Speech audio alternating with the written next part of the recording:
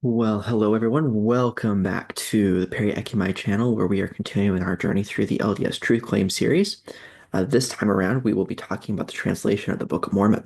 So, after the preamble discussions about witnesses and tenuous connections between Joseph Smith's work on Enoch and Second Temple and Hellenistic Enochic literature, McDonald brings the series to the common centerpiece of LDS Truth Claim epistemology, that being the Book of Mormon and its purported miraculous translation.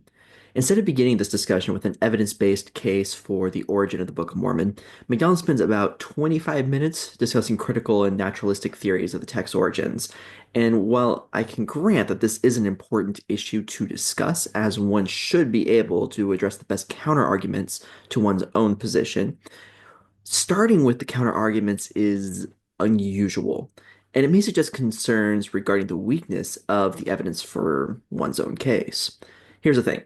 Even if all the contrary theories to the miraculous claim of the Book of Mormon's origins were shown to be false, it would not necessarily follow that the miraculous origin claim is correct. Evidence that indicates the miraculous origin to the exclusion of competing theories to a sufficient standard of evidence would still be required to justify that position. MacDonald lists as his sole primary source for the discussion on the competing theories of the Book of Mormon's origins a work by Daniel Peterson. I wonder why this is the source that he primarily cites as opposed to actual critical sources. The abstract and introduction of Peterson's article are, perhaps ironically, actually pretty damning to MacDonald's enterprise in the LDS Truth Claim series. The abstract states, Peterson argues that just as there is not sufficient evidence to prove the authenticity of the Book of Mormon, neither is there sufficient evidence to prove the falsity of it. In other words, Peterson admits that there is not sufficient evidence to show that the Book of Mormon is an authentic record, which means that we are not rationally justified in accepting the claim that it is authentic. Just because he's able to say that there's not evidence sufficient to prove the counterpoint does not actually justify accepting the proposition that it is true. Peterson in his article spends a lot of ink, and MacDonald spends quite a bit of time discussing the Spalding-Rigdon theory for the Book of Mormon's origins. For a time, on the basis of affidavits gathered by Howe and Hurlbut, which MacDonald gives hardly a passing mention, many critics held to the idea that the Book of Mormon came from a source other than Joseph Smith. However, as new evidence has become available, critics have largely moved away from that conclusion, Lars Nielsen and other critics aside, and they continue to debate and discuss the most likely methods employed. Vogel, Metcalfe, Quinn, the Tanners, Dunn, Bill Davis, and others have presented critical cases for the naturalistic origins of the Book of Mormon. Some of these theories are in competition with each other. There are those who believe that Joseph Smith pulled from a wide range of sources to produce the text. Others contend that only the KJV, knowledge of 19th century American Protestantism, the Mound Builder myth, and magical folklore were needed as sources. Other critics and scholars have discussed and debated different methods that could have been used, such as laying down heads, transdictation, off-the-cuff dictation, hidden reference notes, and so on. There may come a day when I present my own case for a naturalistic origin for the Book of Mormon on this channel. I do not intend on doing that in this series, as the broad intent is to address the arguments for the positive case for LDS truth claims. For those who want to characterize my position in the comment section, just know that I aim for minimalism in source material and find heads and transwriting to be the most likely methods used for much of the dictation. Beyond that, there is little to say of the critical theories for the Book of Mormon's origins. Daniel Peterson's own comments are damning to a rational, faithful case, and they are a poor refutation of many of the critical arguments in the first place. MacDonald then moves to a discussion regarding the dictation process of the Book of Mormon. He lists out six witnesses to the translation. He states that there were some of the translation witnesses who gave interviews that were published shortly thereafter. Among these is Martin Harris in 1870, Elizabeth Ann Whitmer Cowdery in 1875, and then there's also Emma Smith and Michael Morse, whose interviews were published in 1879. And then there's also David Whitmer's various interviews, including one that was published in the Kansas City Journal in 1881. If MacDonald means to say that the publication of the interviews occurred shortly after the interviews, then the term shortly thereafter may be correct, but it is quite a bit misleading, as 50 years after the completion of the dictation of the Book of Mormon is hardly shortly thereafter. The most recent is the statement by Joseph Knight Sr., who sometime between 1835 and 1847 recorded that, quote. Now, the way he translated was he put the Urim and Thummim into his hat and darkened his eyes. Then he would take a sentence and it would appear in the bright Roman letters. Then he would tell the writer and he would write it. Then that would go away, the next sentence would come, and so on. But if it was not spelled right, it would not go away till it was right. So we see it was marvelous. Thus was the whole translated. One thing that is important to bear in mind when understanding the claims of the translation witnesses is that they are most often faithful witnesses who are giving statements that are either meant to refute the Spalding-Rigdon theory or that otherwise exist in a milieu where the most commonly understood naturalistic or critical theory for the origin of the Book of Mormon was the Spalding-Rigdon theory. It is also important to note that Emma Smith's interview includes a blatantly false claim that Joseph could neither write nor dictate a coherent and well-worded letter, when in fact, around the same time as the Book of Mormon dictation, the Joseph Smith Papers Project has published a letter written, dictated by Joseph Smith to Oliver Cowdery. This should encourage us to consider these testimonies with a healthy bit of skepticism. However, I will note that I largely have no objections to the key points that MacDonald identifies from these witnesses, namely that Joseph Smith placing the interpreters, either the Urim and Thummim or the seer stone, in a hat and placing his face into the hat, Joseph Smith dictating for long periods of time without reference to any books, papers, manuscripts, or even the plates themselves, one notable exception to the not having any reference books, and that being most likely a KJV. Joseph Smith spelling out unfamiliar Book of Mormon names, that after each dictated sequence, the scribe reading back to Joseph Smith what was written so that Joseph could check the correctness of the manuscript, and Joseph Smith starting a dictation session without prompting from the scribe about where the previous session had ended. He contends that all six are in agreement on these points, and the statement that all six are in agreement is an overreach of the data. For instance, the Michael Morse account only states that Joseph placed the seer stone in the hat, placed his face in his hat, and then dictated to the scribe. He does theorize that there may have been a manuscript that Joseph memorized pieces of and then rehearsed to the scribes, and this would suggest that there was not a reference text in the room, including the plates, at least on the occasions that he was able to witness. Otherwise, the Morse account has nothing to say on the remaining points. The best that can be said is that it does not disagree with the other points.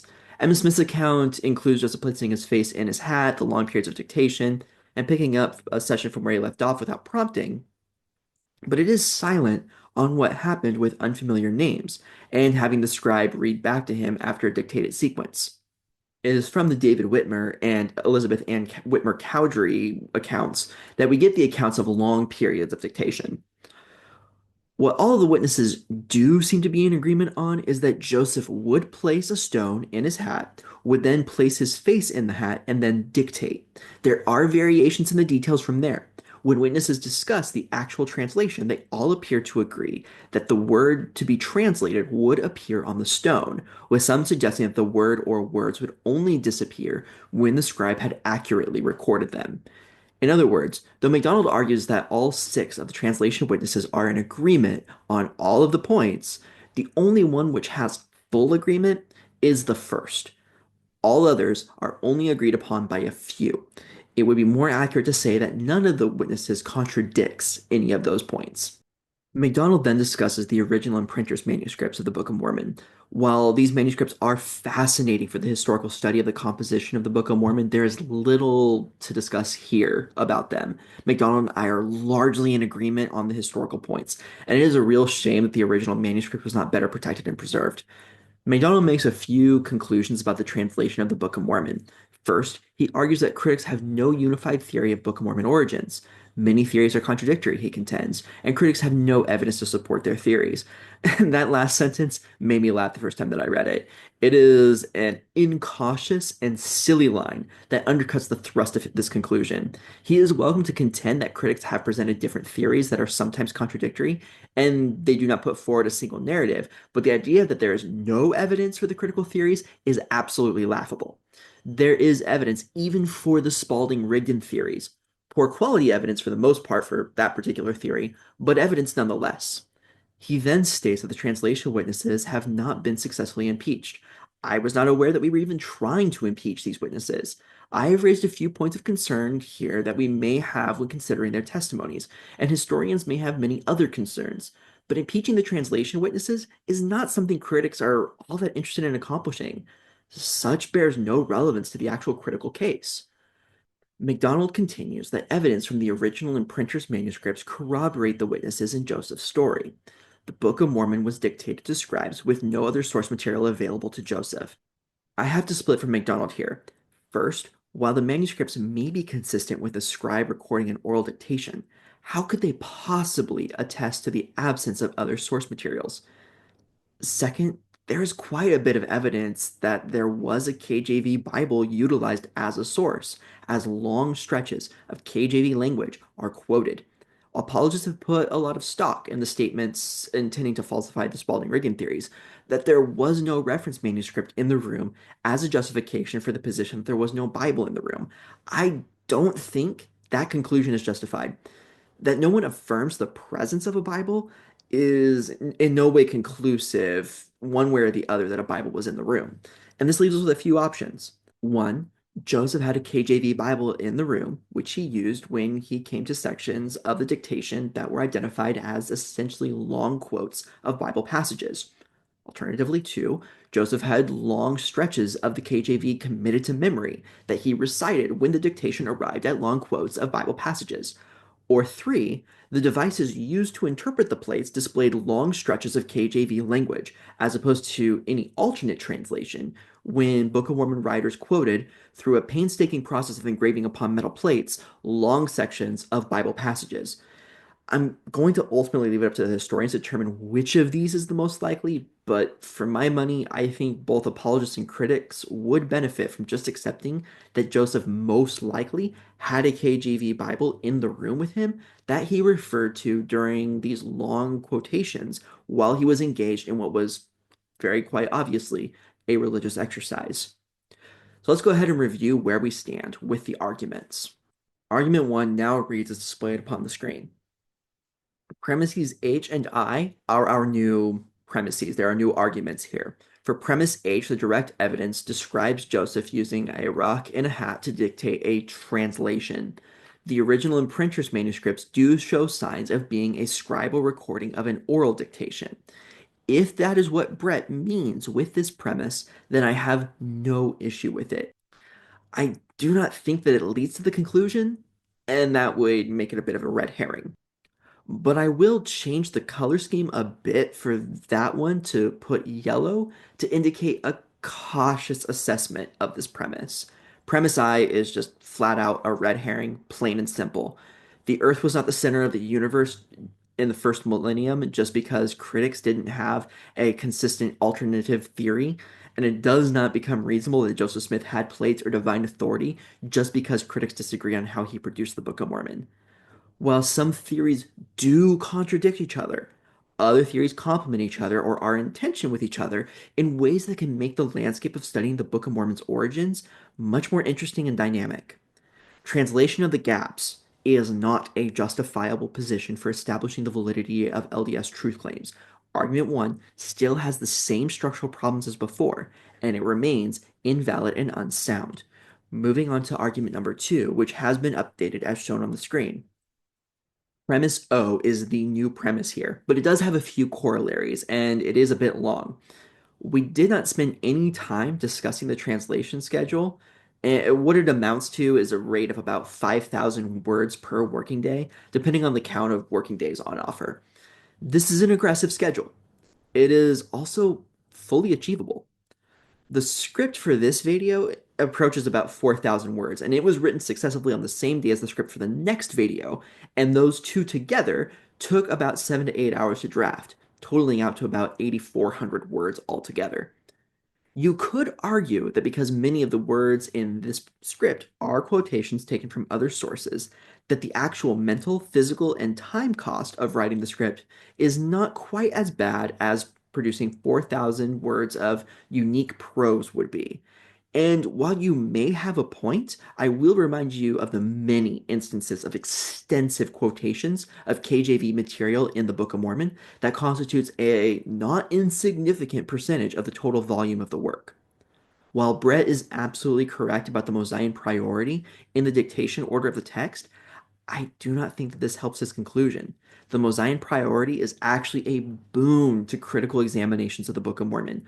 Learning about it has been a critical factor in shaping my understanding of the text as a product of Joseph Smith's mind, inspired by minimal resources. Corollary A is a bit of a fluff point. The Book of Mormon covers lightly 1,000 years of history, with most of its runtime concentrated to just 100 years or so.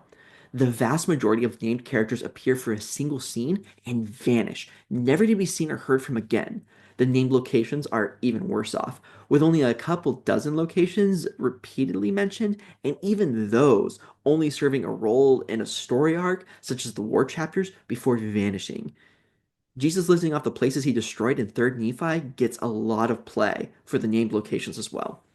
Corollary B is a bit more interesting, and it is also one of the more interesting features of the Book of Mormon. While apologists do tend to take this point to the extreme, the diversity of subgenres in the Book of Mormon is interesting. However, I think this can be simplified to show that this is within the achievable range of Joseph Smith. There are really only three main genres in the Book of Mormon. The subgenres are just variations on these three main ones. They are sermons, narratives, and quotations. Quotations were the least taxing as they required Joseph to open a KJV. Sermons may have been a bit more variable, but they end up preserving a lot of 19th century American Protestantism beautifully. The narrative material, which is the most abundant, would also have been the most taxing in terms of time, energy, and effort. However, when considered in combination with the other less taxing genres, the work of the dictation moves into a much more manageable domain. Corollary C and D argue, erroneously, that the Book of Mormon remains internally consistent despite complicated chronology, overlapping temporality, geography, and genealogy. However, there being too few Nephi kings, or the discrepancies of the story of Zenith in the Book of Omni and then in the Book of Mosiah, or even the discrepancy in the accounts of Alma the Younger's Damascus Road experience, are all examples of internal inconsistencies in the text. Or how about how Jacob has the name of Jesus revealed to him by an angel in 2nd Nephi 10, only for Benjamin to have the name revealed to him by an angel later on in Mosiah, after having the small plates delivered to him. Corollary E is, at first, a bit of a nothing burger as well, as the 26 Nephite record keepers do not have a keep them straight test. Definitely not in the way that the Jaredite Kings list does. The Jaredite Kings list, though at first quite impressive, has been given two demonstrations that show it to be less impressive than it first might seem. First was when Bill Davis on Mormonism with the Murph recorded live, recited the names of the Jaredite Kings and their relationships to each other forwards and backwards. The second is that an examination shows discrepancies in the ways that relationships are described between the genealogy and the narrative. Most of the kings that are listed are the sons of the preceding ancestor. However, three are called descendants. That being in the genealogy, there are three Jaredite kings who are called descendants of their ancestor. In the narrative, three of the kings are also called descendants, but there is only one that matches. Meaning, in the narrative, there are three Jaredite kings mentioned as descendants. There are three Jaredite kings mentioned as descendants in the genealogy, and only one of these overlaps with each other. This would be consistent with an oral dictation conducted by memory, where the author recalled that there were three individuals identified as descendants, but who misremembered exactly which three had been so identified. Not only is the point less impressive than it is made to seem, but a careful examination actually shows it to be incorrect. With those pieces together, we can consider this premise an impressive challenge, but one that fails to rise above the boundaries of what is naturalistically explicable. Strangely, despite this premise ostensibly being the one that would establish that Joseph translated the plates as he claimed, this premise, even were it accepted, would fail to establish that Joseph indeed translated the plates from an ancient record. Even in the reductio form, this premise fails to do what Brett wants it to do. Argument 2 remains invalid and unsound. In the next one, we will discuss what kind of translation the Book of Mormon is even supposed to be, according to apologists, and what Brett intends to take moving forward. and how well that actually stacks up against the evidence. But that's going to do it for me on this one. Thank you all so much for watching. Don't forget to like, comment, subscribe, do all the fun YouTube things. I'm going to catch you in the next one.